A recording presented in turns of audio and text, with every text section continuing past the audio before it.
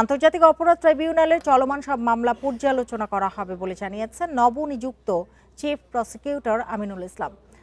কোনো মামলার তদন্তে ত্রুটি মনে হলে আইন অনুযায়ী ব্যবস্থা নেওয়া হবে বলে জানিয়েছেন তিনি। মঙ্গলবার নিজ কার্যালয়ে গণমাধ্যমের সাথে এসব কথা বলেন তিনি।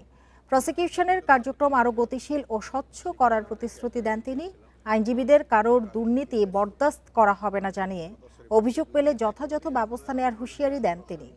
চিফ প্রসিকিউটর বলেন, আইন মেনেই ট্রাইব্যুনালের সব কার্যক্রম পরিচালিত হয়েছে বলে তার বিশ্বাস। তারপরও বিগত চিফ প্রসিকিউটরের সময় কয়েকটি মামলাকে কেন্দ্র করে যেসব অভিযোগ উঠেছে সে বিষয়েও খোঁজ খবর নিচ্ছেন তিনি। ট্রাইব্যুনালে এখন পর্যন্ত 24টি মামলার আনুষ্ঠানিক অভিযোগ দাখিল হয়েছে। এর মধ্যে 3টির রায় হয়েছে, বাকি 21টির বিচার কাজ চলমান রয়েছে। অপটিক্যাল ব্রাইটেনার, কালার গার্ড এবং জার্ড লক সমৃদ্ধ অ্যাডভান্স ফর্মুলায় এলো নতুন রে ডিটারজেন্ট পাউডার। আমি একটু বলি, আপনার যথাযথ সম্মান রেখেই বলছি। হাইকোর্টে আমি বারবারই বলছি যে আমি মাত্র এসে জয়েন করলাম। আমি পেপারস না দেখে, আমি সিডিগুলো না দেখে, মামলার কাগজপত্র না দেখে আমি কোনোটাই উত্তর দেওয়া সম্ভব না। তবে এরকম